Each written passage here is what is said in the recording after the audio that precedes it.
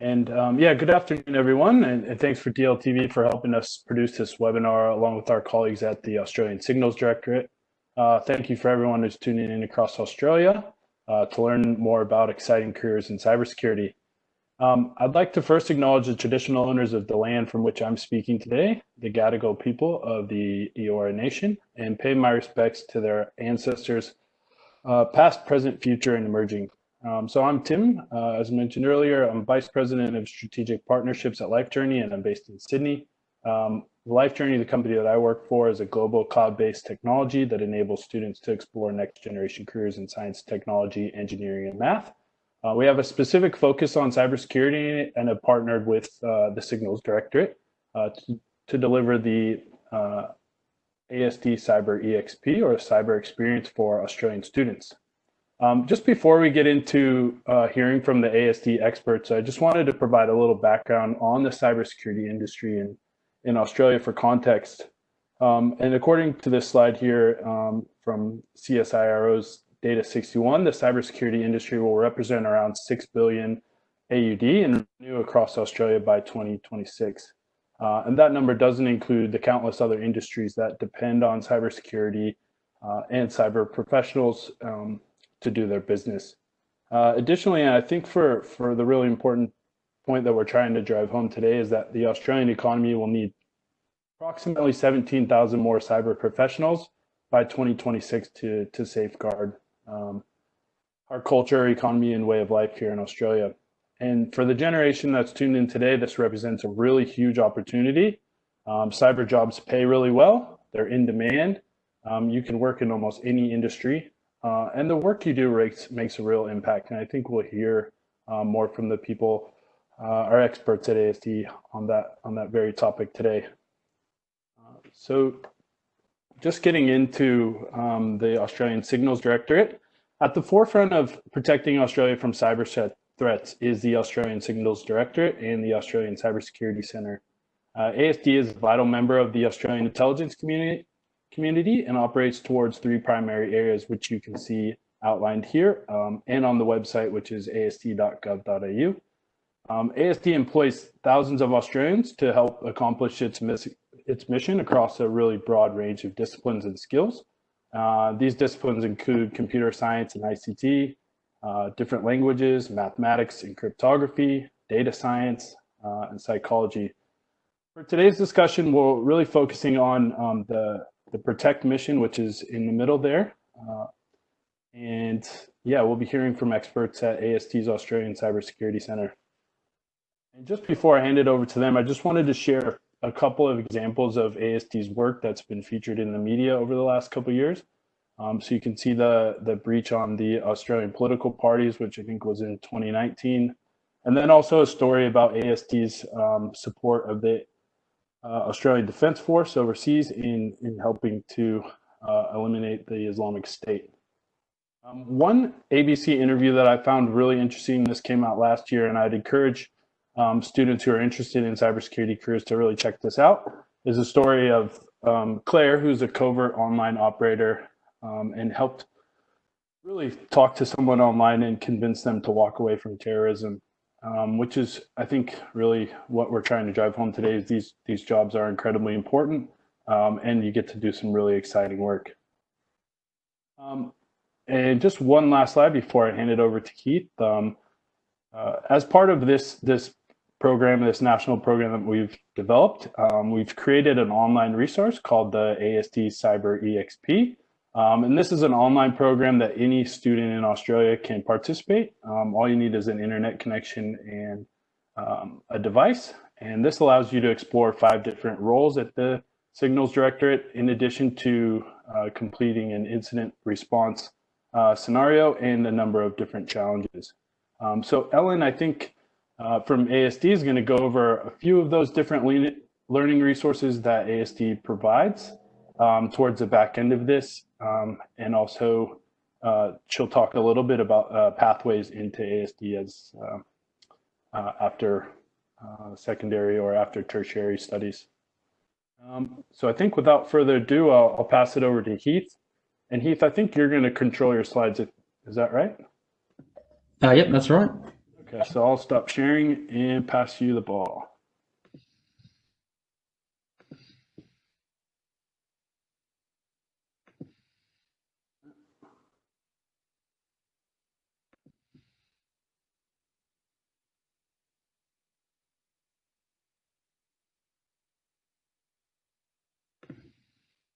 There you go. Sweet, 1 second. Just tell me when you can see the first slide. Yep, all good.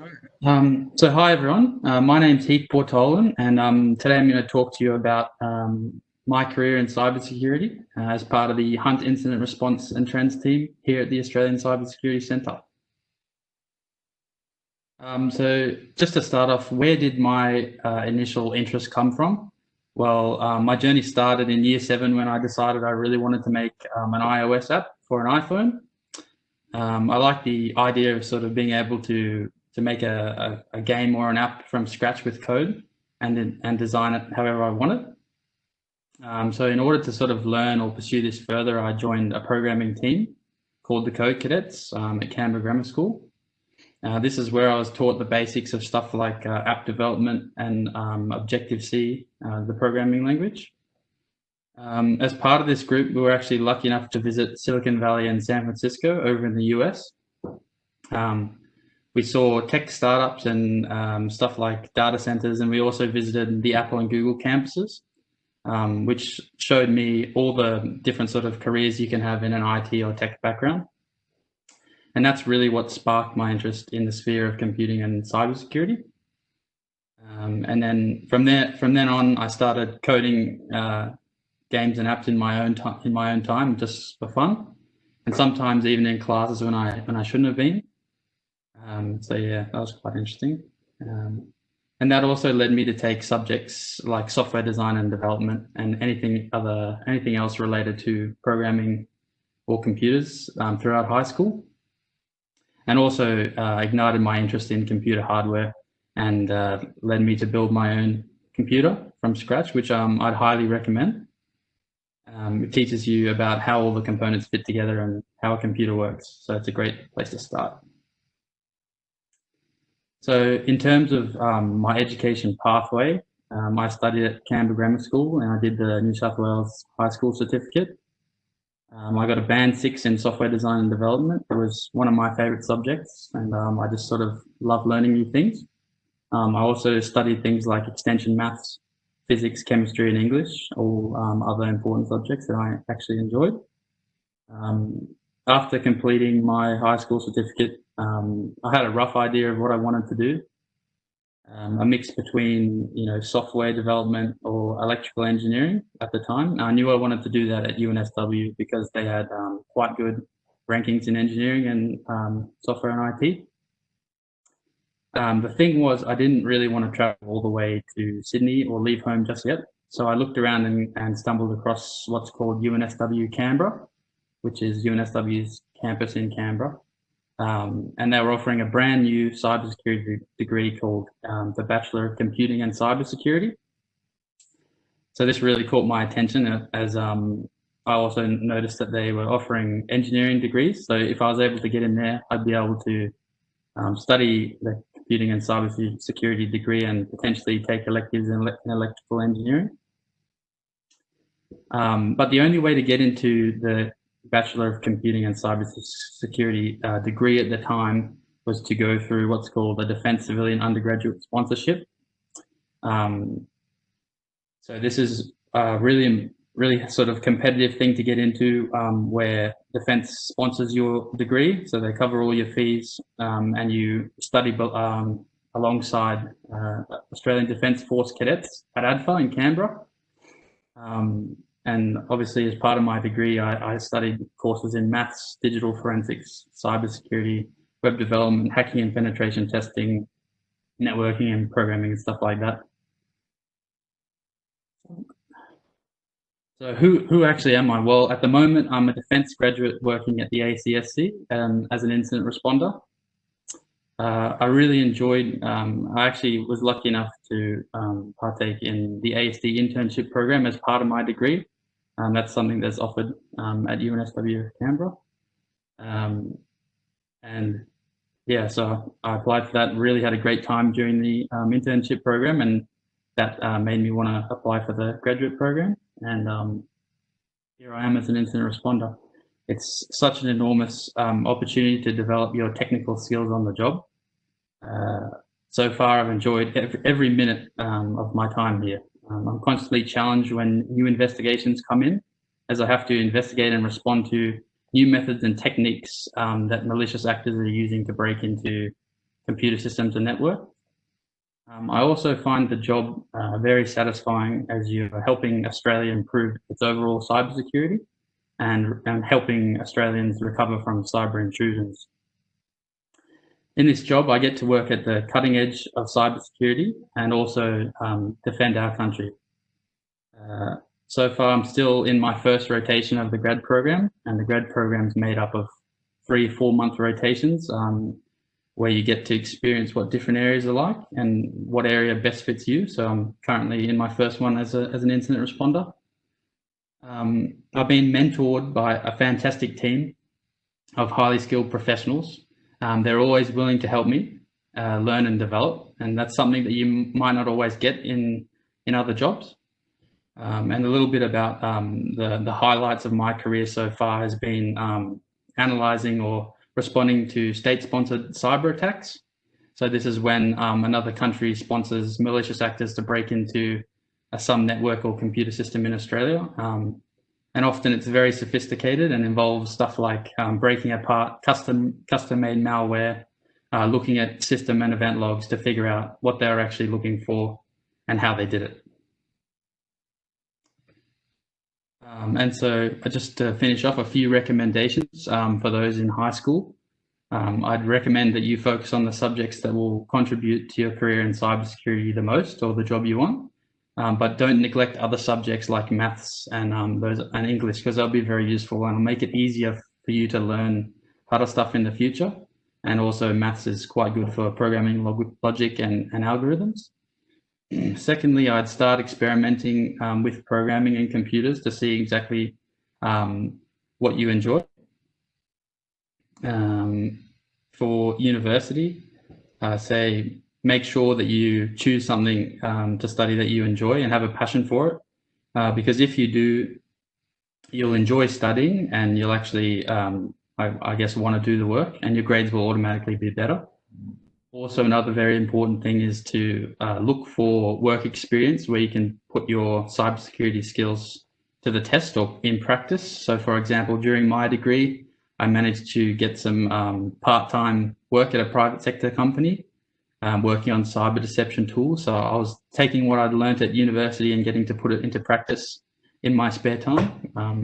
And that's a great thing to have on your resume, as it shows that you've got on-the-job experience and that you can do cybersecurity. Also, a final sort of thing would be make sure I'll try and attend the B-Sides hacking conferences or and capture the flag events. These things are just really good to get you familiar with cybersecurity and everything that's sort of involved with that. And yeah, so finally, I'd encourage you all to think seriously about taking up a career in cybersecurity or even at Defence and ASD. It's a great place to work, and I've enjoyed absolutely everything I've done here. So thank you.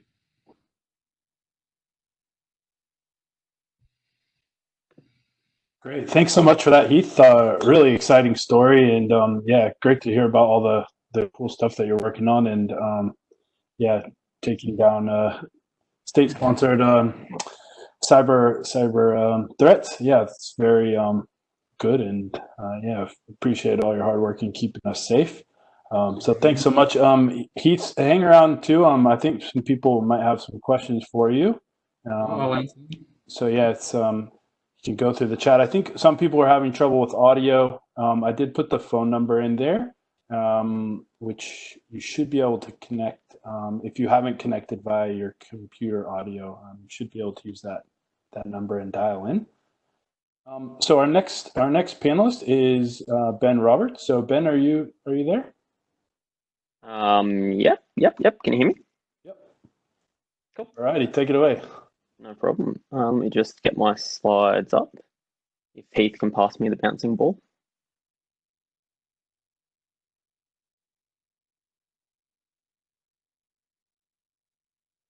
Yeah, there we go, sweet.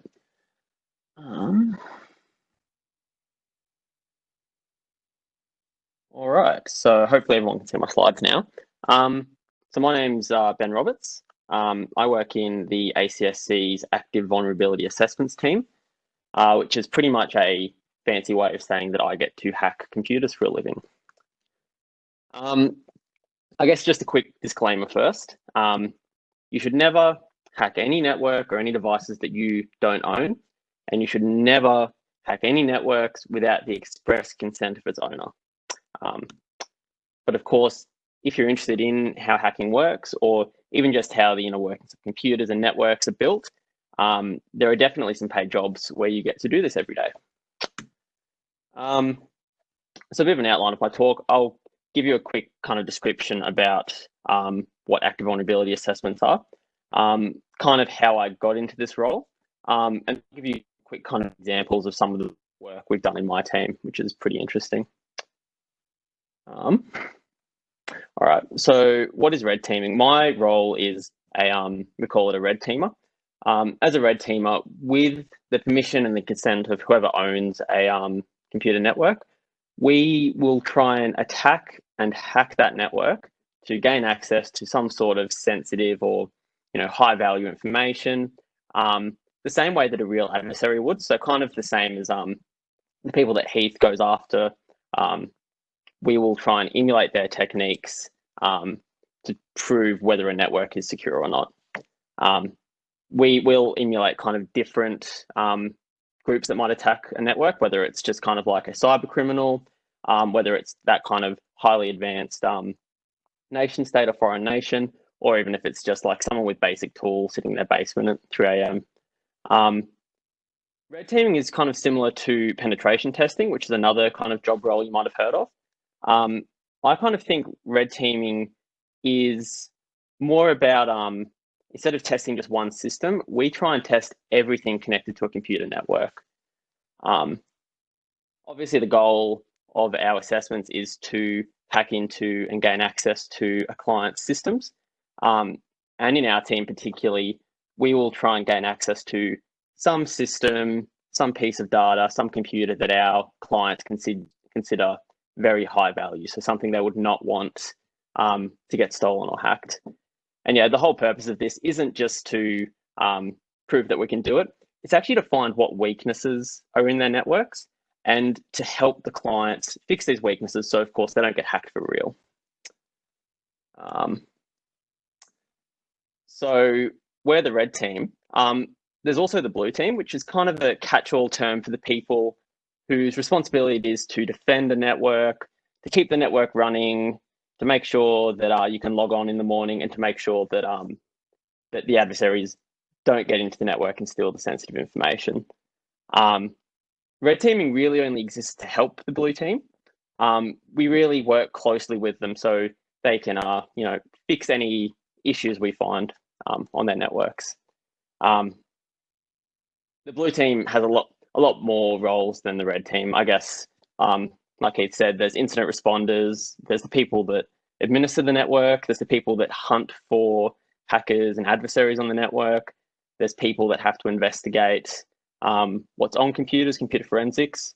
And although I work in the red team, I do think blue team work is very interesting and very high paced. So my team specifically in ACS is the Active Vulnerability Assessments team. And we're the ACSC's red team that will try and test and hack the networks of Commonwealth government departments. What this kind of looks like changes month to month as we've got different targets or different tasks that we need to do, but I've got a bit of a list here. Our team has to write our own malware and our own tools, so there's some software development. We need to run various computers, cloud resources, networks and routers to actually be able to connect into our clients. Of course, we do computer hacking. Some of the other things we've been doing recently are trying to get access to computer networks by actually physically getting into our clients' buildings. So physical penetration testing. We do a lot of research into new techniques, and we also, of course, have to write a report of what we've found at the end of an engagement. And I guess the really interesting thing is that a lot of people in our team don't know all of these skills. Some of them might know one or two, but it just kind of goes to show that you don't need to be an expert in something to get into red teaming. You really just kind of need an interest and a bit of a skill in maybe one of these areas. And yeah, I love my job because even in the last month, I've probably done each and every one of those things on the list at one point or another. So it's pretty varied work. It keeps me interested. I guess how I got into this role. Obviously, I went through high school and college a couple of years ago. I did do kind of IT subjects, so a bit of programming, bit of like, video editing, just general computer classes. But I did lots of other things as well. I did my English, did my maths, did music. But I guess the first point at which I really got into computers was when I went to ANU, Australian National University, to do a software engineering degree. Again, I did do a lot of kind of programming at this point, but kind of half of my degree was focused on not necessarily core software engineering. I did a lot of electronics. I did some sciences. I did some political science, but I didn't actually study cybersecurity. I only really studied programming and software engineering at university. But the first time I really got a taste of it is when I was in second year and I got to do ASD's summer internship program. So this is a program that I think is run every year still, where you spend your 3-month summer break during university working for ASD as an employee, working on some sort of problem that one of the teams within ASD has. And when I was an intern, I actually got to work for active vulnerability assessments.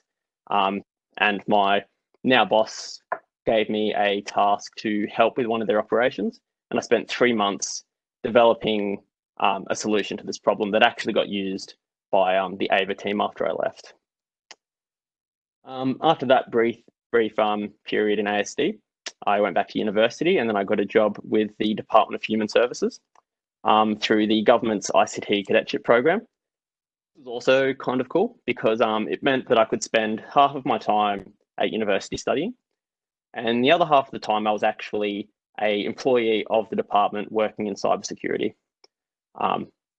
This is a really good program, and there's different departments in the Commonwealth that offer it, but it's a really kind of good way to continue your studies whilst also getting some practical experience and work experience. In my cybersecurity role, I did different jobs. I worked in threat intelligence, so that was looking on the internet to see what kind of people might want to get into our networks or what kind of tools they're using. I did some threat hunting, which is actually looking on the network to see if someone's already there. You missed them for some reason. And I did a lot of incident response, which is when you know something bad has happened on the network and you've got to work out how to fix it. Maybe someone's clicked on a malicious email or so I did a lot of different kind of blue team jobs. Probably the most interesting one I did in my time there was investigating the time that Medicare numbers were being sold on the darknet. That was a pretty interesting time. So after that, I graduated from university and I went into ASD's graduate program. The graduate program is pretty cool. You get to rotate through different teams within ASD, so both within the Cybersecurity Centre and in other parts of ASD. I started in active vulnerability assessments as my home team, and I did a second rotation in another team in more of the kind of intelligence side of the agency. So that was a really good opportunity to see how both sides of the agency worked. And after that, I actually skipped my third rotation and just went back to AVA because I loved the work and I've been there ever since. So when I was putting this together, I was kind of thinking about how I got into this job and whether there'd be other ways of doing it. And really, I think there are a lot of different ways to get into red teaming and penetration testing. Of course, understanding how computers work, how networks work, how programming works all of those things are kind of helpful.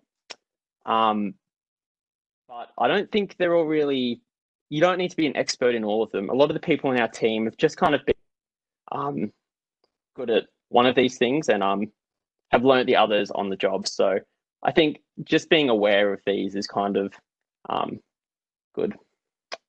And the other thing is that there's a lot of training available if you want to learn kind of penetration testing. There's a lot of really good resources on the internet, websites like Pentester Labs, which will kind of teach you some of the basic skills you would need to get into penetration testing. But you have never done red teaming or penetration testing before, even if you've just kind of done a bit of IT support, you know, for your family or in a workplace, you know, you're particularly good at like building computers or setting up software. I think any of these skills are actually really kind of useful. It can be translated into penetration testing. The other thing, which I think Heath mentioned as well, is that there's a lot of really good kind of conferences and meetups you can go to about cybersecurity. So I've listed a couple of them here. There's the big ones you'll see in Australia are B-sides. So these are kind of 2-day conferences where they'll talk about a variety of different cybersecurity, hacking, network defense kind of topics. And there's other kind of more frequent events like Sec Talks that might run every month. And a lot of these are in most of the major cities. If you're interested in kind of checking out one of these conference meetups, I've just linked a page at the bottom of the slide, which actually has a calendar of when all of these events tend to run. So that might be good to check out after the kind of the social distancing restrictions lift.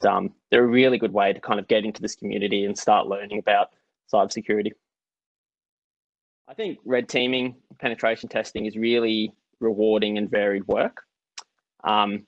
Like I said, there are so many different things that our team gets to do in the ACSC. Every month, we're looking at a different system, a different problem, researching a new problem, and it's really kept me engaged for the last few years. I also think it's a really good role because a lot of the things you learn the problems with systems, you learn how to secure computer networks. I think a lot of these skills are really transferable into other cybersecurity roles, or even just other like IT roles or general business roles. I think you'll learn a lot during that time. And yeah, I guess thank you for your time, and hit me up with any questions. I'll try and catch any questions that were in the chat during my talk. But thank you. Thank you so much, Ben. Very interesting presentation, and yes, I really appreciate your use of GIFs as well in your slides there. Well done on that. And yeah, it sounds like you're doing some very cool things. We do have a lot of questions that are coming in. I'm pulling those all into a sheet, and I'll ask the group panelists towards the end. We have about 15 minutes of Q&A, so if you have questions that aren't being answered, or if you have questions that you'd like to ask the group, just send them to me or send them to the chat, and we can get them answered. And if you are trying to send something, just make sure to click all participants. Otherwise, you might just direct your question just to me or just to the panelists. So anyways, I think that's it's time for our next speaker, which is Daniel. I'm not going to say his last name, otherwise I might say it incorrectly. But Daniel, are you there? Yeah, hey Tim, it's Daniel here. I'm bringing up the video now. Am I being seen? Yes, your video is on, and I'm going to make you the presenter. Awesome. There you go.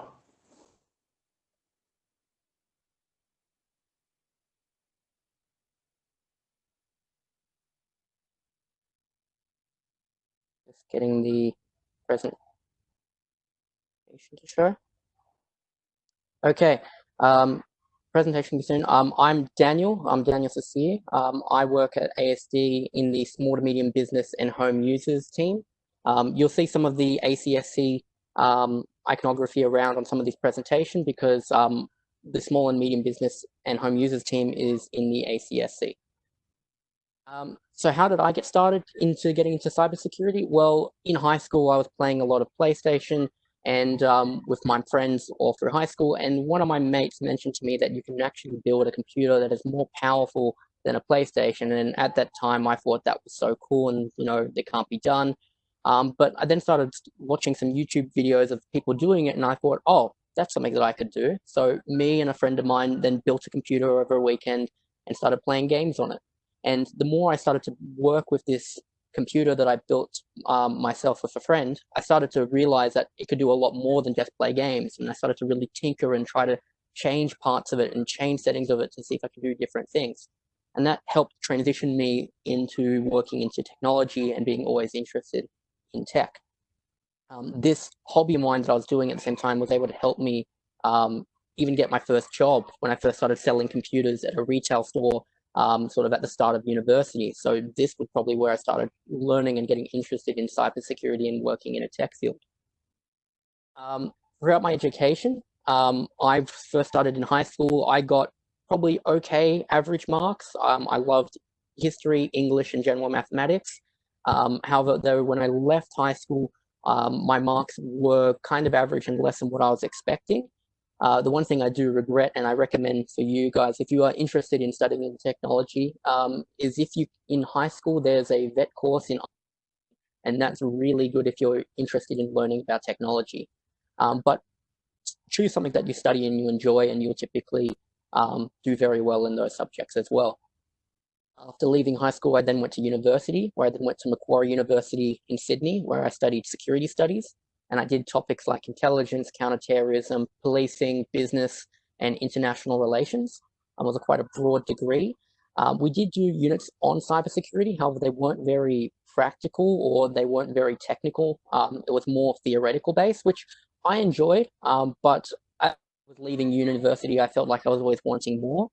I then, after getting my first job working in the defense industry, I then picked up a Cert 4 at TAFE in cybersecurity, and with that, they taught us stuff like hacking, data analysis, and risk assessments.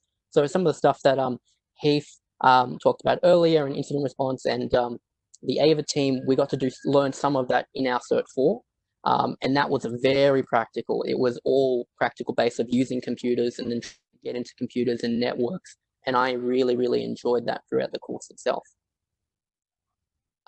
But what do I currently do at ASD? So I work in the Australian Cybersecurity Centre. It is the cybersecurity centre for the entire country, and I work in advising small to medium businesses and home users on cybersecurity issues.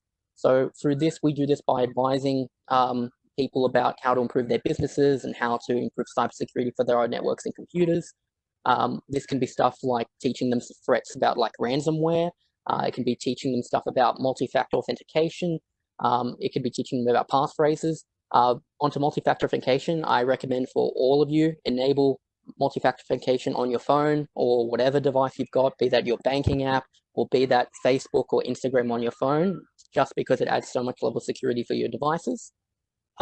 With my average day of work, I typically will do some open source research where I will go and look up some media articles or look up some social media articles or some blog posts to find out what people are concerned with or what sort of threats are faced.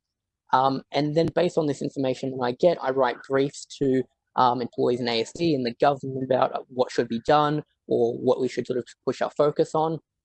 One topic I done a couple of weeks ago is I had to write a brief about a hacker that made a blog post he could break into a certain device. I then was tasked by my boss to then research it, what he's claiming and how he's doing it, and then verifying if it's possible. And then I had to write a brief to him and to the government about what we recommend and about how valid are his claims and what we should do to improve it.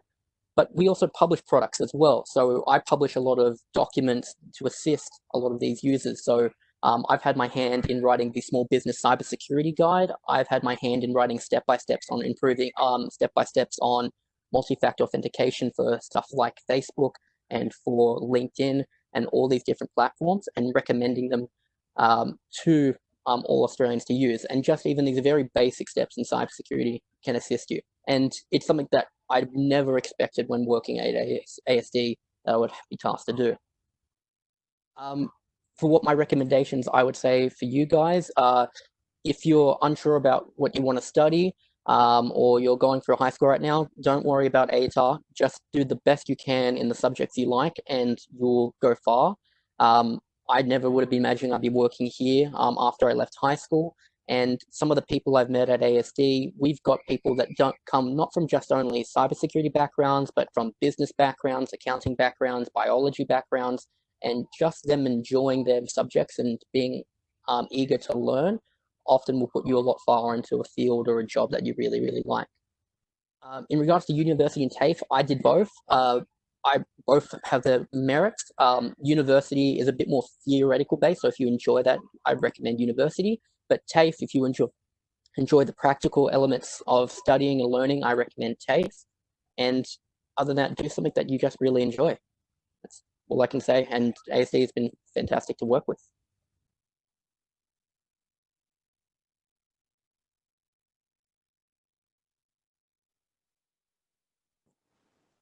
Thank you so much for that, Daniel. And I think we've got quite a number of different questions coming in here about vet pathways, the Cert 4 and cybersecurity. So thank you for raising that. And yeah, we'll go through that. I think there's a few people from the early or entry level team at ASD here who can also talk a little bit about apprenticeships and that sort of thing. So our next speaker is Ellen Lloyd. And Ellen, are you there? I am. My video, my front camera is not working, so you're going to have to forgive me. I've been trying to make it work. So long as everyone can hear me, we're all good. Okay, great. Well, I'm going to make you the presenter, and then you can take it away.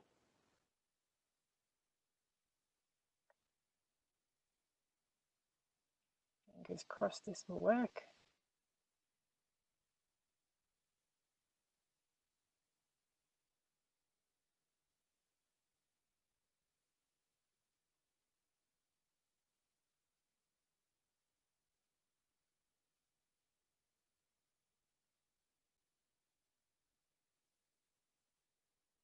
Things aren't working for me. Tim, would you be able to just pull up my slides that you have on yours? Sorry. Yeah, no problem. I love technology. We all love technology, don't we, right now? Yeah, let me just... I need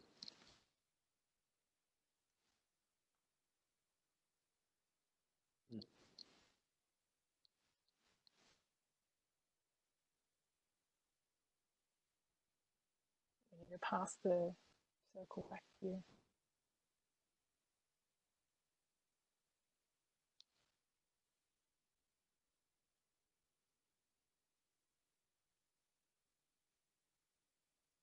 Now it's being funny, but that's because I'm not the You're not the circle. presenter.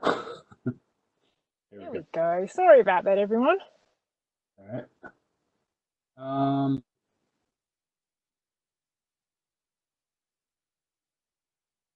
And yep, just let me know when you want me to advance a slide. Yep, no worries. So, hello everyone. I'm really sorry that I'm not able to do the video. I've been trying for the last 15 minutes to get that working, but it just does not want to play nice right now. So apologies from me. Thanks for joining us this afternoon. My name is Ellen and I'm one of the Assistant Directors in the Careers, Pathways and Inclusion team at the Australian Cybersecurity Centre, much like the other three presenters we've had this afternoon. My main area of focus is outreach and education, which is why I'm here today with you. So, a little bit about me. Before I started at the ACSC, I was actually a senior TAFE teacher and Cisco instructor at the Canberra Institute of Technology, specialising in network infrastructure, cybersecurity and systems admin across all qualifications levels. So I actually taught a lot of the ASD apprentices over the 8 years that I was there, and it's been an interesting time seeing them in the workplace as well. So prior to CIT, I spent a number of years at the ANU, so Australian National University, as a IT support manager and training advisor. Now, I know that we have a lot of students across all year levels, as well as teachers, careers, advisors, and parents. So hopefully the information that I'll provide to you today is fairly broad. Kim, can you just move to the challenge slide if you don't mind? One more, yeah. So what kind of resources or learning materials are you currently using in your IT class?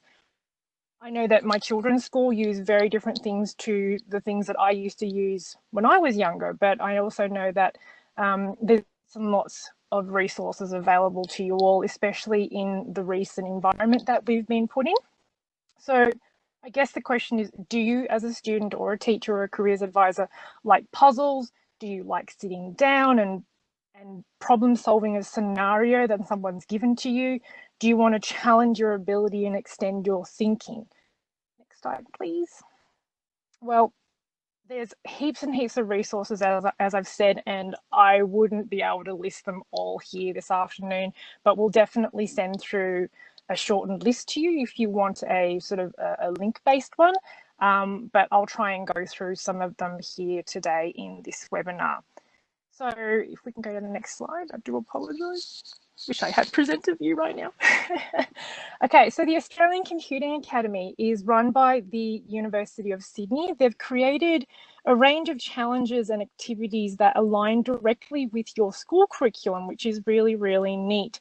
Over this challenging COVID-19 environment, they actually opened up their program to all Australian schools for you to use in this time. Hopefully your school is actually, I guess, being given notification of that. I know that my children's school have. Next slide, please. So the DT and mini DT, DT being your digital technologies, challenges are an awesome way to start if you haven't done a whole lot of coding. I know that a lot of students out there, they go, I would like to do it, but I just don't know where to start. The digital technologies curriculum and the challenges that they've given you in this space are a really awesome way to start, because it doesn't matter if you've not done anything, nobody knows. You're going to go onto one of those activities, you're going to have a go, you pass one, you pass another one, and next thing you know it, you'll be coding. How awesome is that? Next slide, please. The School Cybersecurity Challenge is designed for our high school students to learn about cybersecurity concepts and to inform them about career opportunities in the field. So there's a number of them. You've got the information privacy and security, web application security, network security, and data encryption. And within those modules, you'll actually come across some of the activities that our wonderful presenters have actually spoken about today. So if you're interested in that space and you're in those senior secondary levels, I definitely recommend that you have a go at the cybersecurity challenges from the ACA. So next one. NCSS Challenge. Hopefully some of you have heard about this before. The NCSS Challenge is unlike any other programming competition. Yes, it is actually a competition, so fun there. They'll teach you how to program as you go along. Now, you know that normally in a competition space, you don't get taught how to do things, but the difference with the NCSS Challenge is that there is help as you go along, which is fantastic. So it'll range, well, it's basically going to cater for a range of coders, from really, really simple to mind-bendingly hard. Some of the ones I've seen are like, wow, I don't believe you're doing that. So the challenge is also aligned to the digital technologies curriculum for years 5 to 10, and they're actually about to open another round on July 7th. So make sure, or 27, sorry. So make sure you get your school involved if you, I guess, haven't been told about it. Can we go to the next slide, please? The NCSS also provide another opportunity. It's called the Summer School, and they are for students going into year 11 and 12. So you can, it's generally run in January. So luckily they actually managed to run it before the COVID situation became a thing this year, and it was a great success. They ran a Melbourne one this year, and that went really, really well. So I hope that with everything going smoothly for Australia, I'm holding my fingers crossed that we'll have another one in January next year. So if you are in those upper senior secondary levels, just keep in mind that it is for year 11 and 12. Okay, so next slide, get into the opportunities. So what do you do once you've gained some of these skills? What sort of opportunities might be available to you?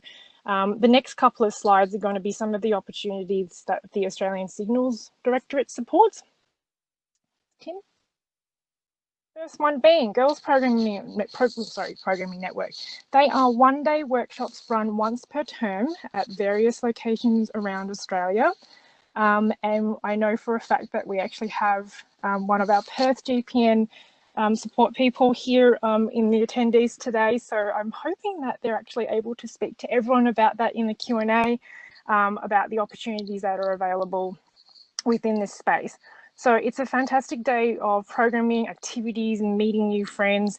And there's equivalent initiatives all around Australia. I would not be able to list them all here, but if you'd like, I can actually try and find some for you as a sort of post-event send out, if that's helpful. Okay, next one. So this is where we're getting to some of the opportunities that ASD presents to you, some of which across the next couple of slides, you will have been, oh, I heard that from Heath, Ben, and Dan. It's like, you are absolutely correct. These are the programs that some of these guys have actually participated in themselves. So hopefully this will inspire you to put your hand up for some of these. So for our secondary students, so the ASD offers work experience placements for year 11 and 12 students based at CSC in Canberra. So students will spend a week with our highly skilled IT mentors working on challenges related to a cybersecurity scenario. Now, as you would understand, COVID has given us some challenges. Now, we normally did have 2 sessions in July, but unfortunately we have had to postpone them for now. We do still have session applications open for our September and November sessions. So if you are a year 11 and 12 anywhere around Australia, we'd love to see an application from you for those 2 sessions. If we can move on to apprenticeships, Tim, thank you. So ASD also participates in the Australian Government Digital Apprenticeship Program. The program is for students who are currently completing their Year 12 certificate, or people with a passion for ICT who are looking for a bit of a career, or new and exciting career change, I guess. They should actually still be open at the moment. So as you can see in that bottom line, see the 2021 program, it's open across the last couple of weeks and should still be open until June 29. So if you are interested in that, please make sure you follow along to the web links and navigate to the DTA website as well for how to actually apply. All right, DCUS, thank you. ASD also sponsors the Defence Civilian Undergraduate Sponsorship Program. This is designed for Year 12 students heading into university studies. It's especially tailored to those who are interested in studying computer science and cybersecurity with a degree undertaken at the University of New South Wales in Canberra, Australian Defence Force Academy. And that's exactly the same program that Heath participated in. We do actually, I don't have a slide for this, but we do actually have a couple of tertiary options of which our presenters have participated in themselves, such as the internship, cadetships and graduate options. But I figured that because the majority of this audience is from year 7 to 12, and I thought it might have been something that you'd think about a little bit further down the track. But for careers advisors, if you're interested in sort of just knowing about the opportunities and advising of tertiary opportunities to your students, please make sure you have a look at our career section on ASD's website, or else we're just happy to have a chat with you offline if that's of benefit to you. So last slide. So yeah, basically there's a heap of resources and opportunities out there as students, and there's no way that I could list all of them to you, but hopefully some of the ones I've presented today spark an interest. And I would say do not worry about, especially going to, I know that a couple of questions that have come up, it's like, oh, you know, I don't know anything, I want to go to a conference, but I'm just not sure. It's like, just go, have some fun, go learn, go ask questions, be inquisitive. And you might just come across something that you didn't expect that then sparks a whole nother pathway for you that you just didn't know about. Yeah. Back to you, Tim. Oh, any questions? Yeah, thanks so much for that, Ellen. Yeah, really great overview of some fantastic resources out there along with the pathways that ASD provides. I've personally um, had the opportunity to witness the work experience program, and I know the students really do get quite a lot out of it. It's really exciting and quite a smart group that goes down there, and I think those students do end up going on to do really exciting work. So yeah, highly recommend that program as well as everything else that Ellen has um, outlined here. So I think that's it for our presenters. We just have time for Q&A now. I've collated some of the questions that have come in through the chat, but feel free.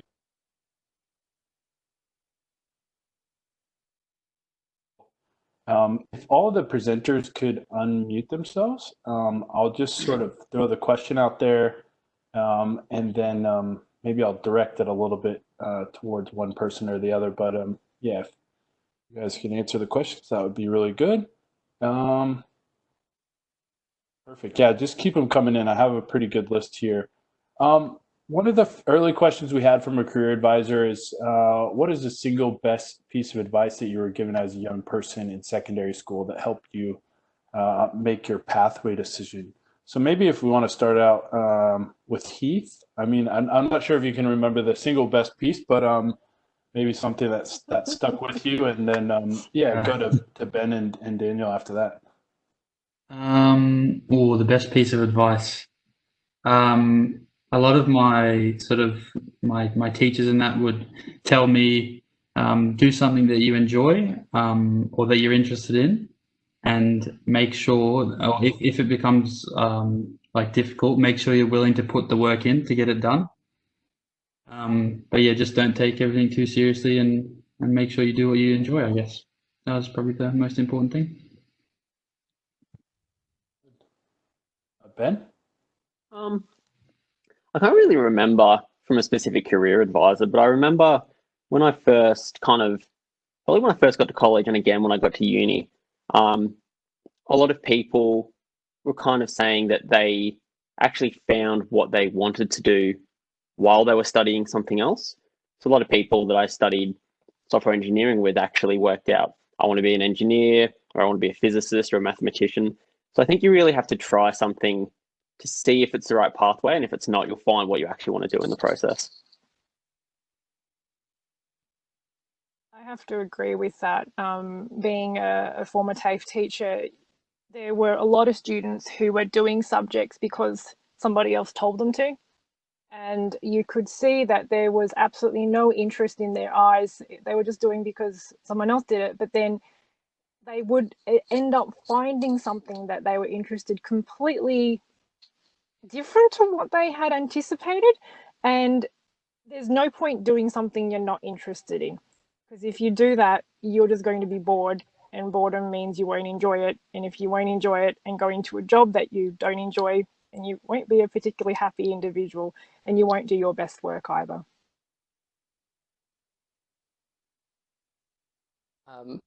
At high school, probably the best advice I got was from an English teacher of mine. He taught me that with tests and assignments that you get throughout not only high school but later in your life, they don't test how smart you are, they test how hard you want to work. And that's been always a motivator of just going looking at something as, how hard do I want to work at this, and just trying to give the best effort I can. That was a really good answer. I quite like that. A question we have from Donna, who's one of the teachers out in Fremantle. Could you expand on the sort of things that are trophies for attackers, and what sort of information are criminals after? Like, what sort of things are you trying to protect criminals from getting? Yeah, I guess so. Because we're the red team for the Australian government. So what we consider trophies, or what we really, our clients tell us what's of high value to them, but it usually turns out to be things like if they have a lot of information on their customers or citizens or members of the public, that's always high value. And that's the kind of thing that criminals will try and get access to as well, because if they've got a list of a whole bunch of people's names, you know, maybe their dates of birth, some other piece of private information about them, criminals will be able to make money off that. They'll be able to commit fraud. So the kind of things we quite often go for are, as an attacker, how would I access that information on your network? And once I have, what do you need to do to stop me? Probably some other things are kind of making sure that no one can change what's on the front page of a government website. They can't get like super user administrative privileges in a network, but quite often it's about protecting people's personal information. Very good question. Another question that came in from a student, this is from Tamara. What are some of the things that you can do / learn to make you stand out for the DCUS? To make you stand, I think, well, one of the things that I guess, I think they like the fact that I just had a genuine interest in cybersecurity, and they could see, obviously I did my best subject was software design and development. I'd had experience making apps and programming that I could show, and I think the interest was probably one of the biggest things for me. So that I guess my consistent hard work paid off, and yeah. Very good. And Keith, you were Ben and Daniel, you hadn't participated in the DCUS program, right? No. I was in DCUS, yeah. Okay. One other question that's sort of relative, we had a number of different questions about this, but just in regards to vet pathways, the certificate 4, does anyone want to delve into that a little bit more? Just a little bit more about the certificate 4. Ellen, I think you'd probably be really good to answer this question. That would be helpful. What's the question specifically related to? Because with the Cert 4, we've got, there's actually quite a number of programs that any individual could look at doing that could give you a pathway into cybersecurity. So I guess one of the main ones that are out there at the moment is the Cert 4 in cybersecurity. So it's a special program that is specifically called that. There is also going to be a diploma of cybersecurity as well as an advanced diploma in cybersecurity. As to whether or not the Cert 4 cybersecurity is enough to get you into ASD, well, our apprentices actually start off with that. So the question of whether or not that is enough to get in, yes, it could be. But I always recommend, if I put my TAFE hat back on, is there's going to be a lot of other people that are doing a Cert 4 in cybersecurity. How do you then make yourself different to other people? You know, what are the extra things that you're interested in? What are the extra things you can do? What is your enthusiasm level to delve into a problem and to take those skills that you've learned in your Cert 4 in cybersecurity, and how are you going to apply yourself? It's not the only Cert 4 that could get you in the door. You've also got the Cert 4 in IT, say general, networking, software development. ASD have people across the board that have those skill sets. You're just lucky enough to have a bunch of us from the Cybersecurity Centre here today. But definitely any of those sorts of Cert 4 programs will get you a foot in the door at our sort of the lower entry level point.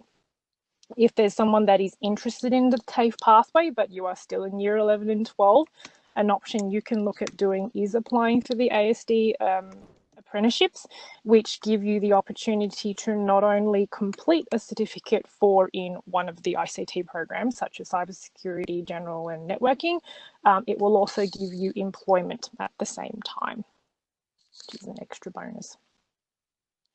That's a really good answer, Ellen. I like that answer.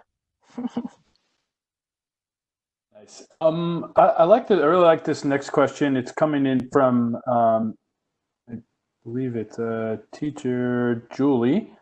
And Julie asks, many of the jobs seem to require a lot of mathematical and scientific knowledge and interests. What about those that are more about social sciences and policy focused jobs? Are there any types of activities for learners in those areas? I have a little bit of something I'd like to recommend. But yeah, I think I'll start with the panel just in relation to, I guess, what we call non-technical jobs, opportunities at ASD, or opportunities to learn, before getting into the workplace. I can say from my position, there is almost no mathematics in my actual job itself, besides some understanding general statistics. But doing stuff like social sciences can really help you in understanding how people work. I know it would help in my sort of role where you're trying to teach and inform people about cybersecurity practices. So just understanding how people work and people communicate and discuss certain ideas would seriously benefit you in my position at ASD. So even non-mathematical studies can help you in jobs like ASD and even general in cybersecurity. Yeah, I guess one thing I didn't really mention about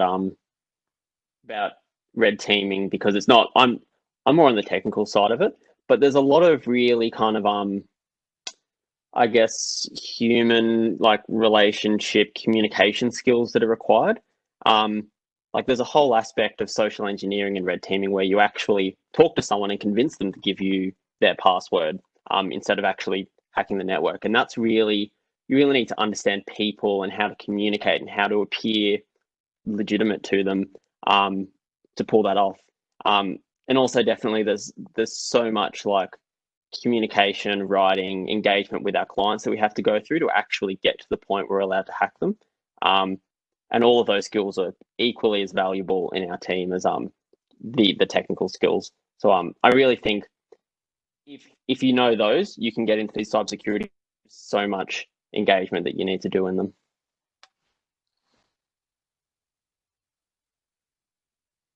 Any of the panelists have any other input into that question? I can put a little bit into that. If you're going to study something that's non-technical, often you'll need, there's some other teams in ASD that will work closely with those sort of people. So you'll have, your technical side versus people who, I guess, know how to talk to clients better, or I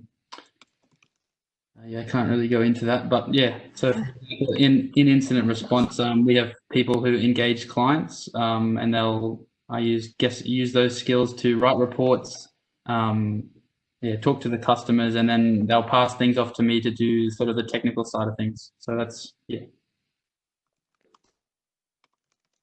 I'll just share one program that I know I've heard about, and I've heard really good things about, but it's called the Cyber 912 Challenge. Something that the one for policy. Something that came out of the Atlantic Council in the U.S., but it is more of a public policy, like Ellen mentioned, focus challenge. So you're given a set of information about a certain breach, and then as a mock simulation, you're tasked at coming up with a response to that. I think this program is primarily aimed at university students. I'm not sure if it's available for secondary students, but I would encourage you to reach out to them. See, I know it happened late last year. I'm not sure if it will happen again this year, but yeah, have a look at that. Cyber 912 strategy challenge was something quite interesting. That's happened recently. I know also a lot of the capture the flag challenges that have happened in Australia recently, and ones that I'm sure will happen in the future. Often there are non-technical people that are needed in those teams, people that have problem-solving ability, and as Daniel mentioned and Ben mentioned, really having communication skills and having the ability to influence. I think it's also a really important skill set to have in this field. So yes, there are a lot of, and to sort of add on to that, there are a great number of jobs that are non-technical in the cybersecurity field. So yeah, that's that. It's going on and on and on. Anyways, yeah, have a look at the Cyber 912 challenge. Another question that came in was, what's the youngest age you can be to apply for the ASD apprenticeship? Apprenticeship, or was it work experience? This one is for apprenticeship, but maybe just clarifying both would be good. With the DTA apprenticeship, they do require you to have a Year 12 certificate at a minimum if you are looking to go through that program. But that's pretty much the only requirement, and a small amount of enthusiasm. And then for work experience, that's for year 11 and 12? We primarily focus on year 11 and 12, and then depending on the cohort that we have, we do also open it up to high achieving year 10s. And we accept applications. I noticed that there were a couple of questions that were either directed to me privately. Someone was asking, do we have work experience for people from other states? We would be happy to see applications from anyone from anywhere around Australia. We will help you get across. come over and see us for a week, basically, and we'll help you with costs for flying over and things like that. Case basis. So. Very good. Another question sort of related to the COVID pandemic. I think this was originally directed at Heath, but feel free for the other panelists to chime in here. But sort of working from home and having this new reality of being away from the office or being away from colleagues. Has that posed a challenge to you as someone that's in your first graduate role, just being away from people and not having as much access to mentors? Well, yeah, there has been some challenges, but my team and ASD have thought out strategies that allow us to continue doing our job. So a lot of my job I can do remotely. And also the good thing about my area, or I guess it's across ASD, but I'm actually friends with a lot of my team, so I keep in contact with them online. And yeah, so I haven't had any trouble talking to my team or mentors. Yeah, it's been great. The organization's been really good at embracing working from home. The graduate team and the managers have been very supportive and developing systems that allow us to communicate with each other at any time, as well as being sure that we're not overworking or underworking ourselves. So that's really good.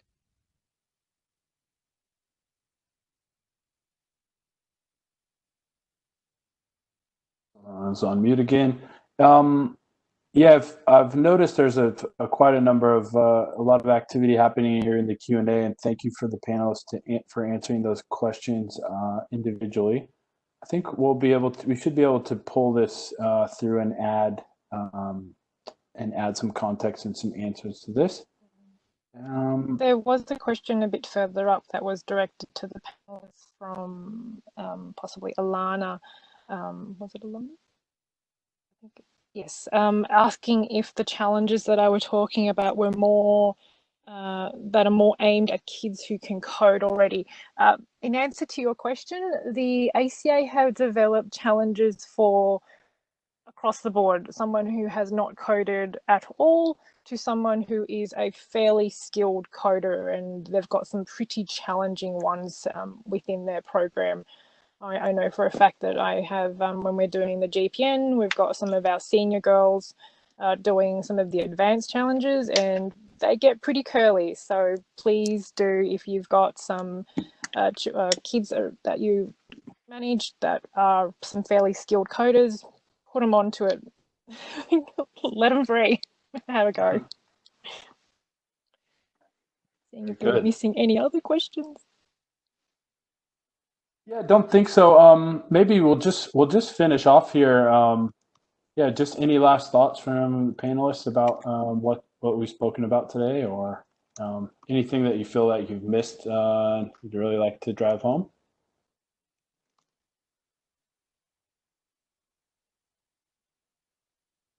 If you work, no matter how you study in high school, if you really want something, you can still achieve it.